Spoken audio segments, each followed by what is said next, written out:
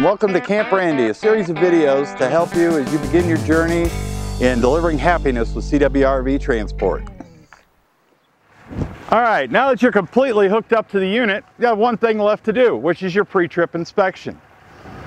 At this point, once again, you'll want to check to make sure all the lights work, all the marker lights and brake lights. Then you're going to want to tighten your lug nuts or check the lug nuts and check the air pressure in the tire.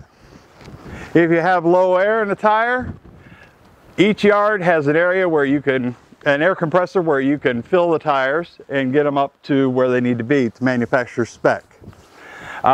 Please remember, these tires are speed rated between 60 and 65 mile an hour. You take a unit faster than 65 miles an hour, there is a chance the tire can literally come apart on you. So please keep that in your memory. During your pre-trip, you'll want to look for any damages or manufacturer defects on the unit.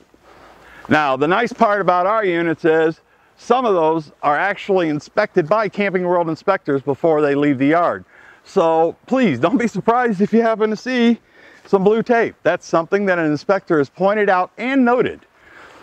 Now, once again, don't depend on these inspectors to catch everything, because you're responsible for whatever you don't take pictures of and send in as far as your pre-trip goes. Now, when it comes to making your pre-trip, it's easy.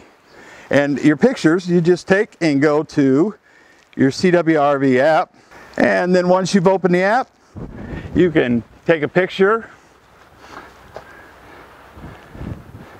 And then it'll ask you if you want to continue and take more.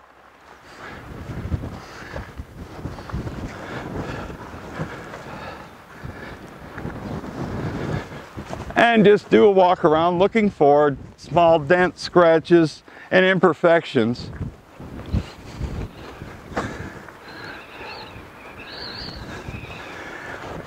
And always don't be afraid to take pictures of stuff.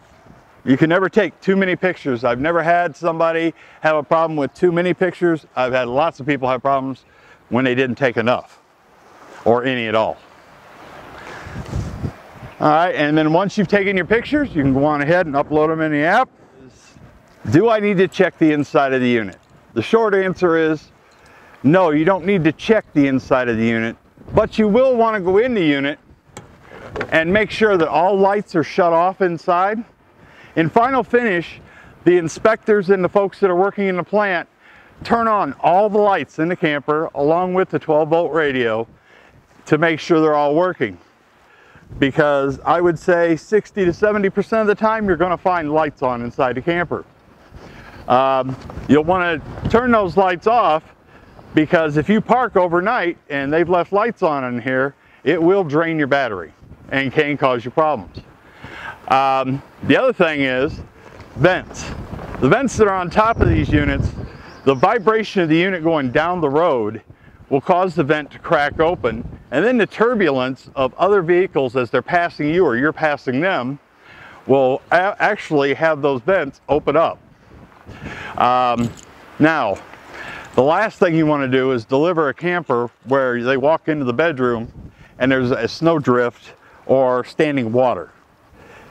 In that case, there are some times when that can be determined to be driver damage. Make sure that you've got the lights off, the vents are all closed, and then one last thing, make sure that all your compartment doors on the outside of the unit are locked, and you'll want to deadbolt the door.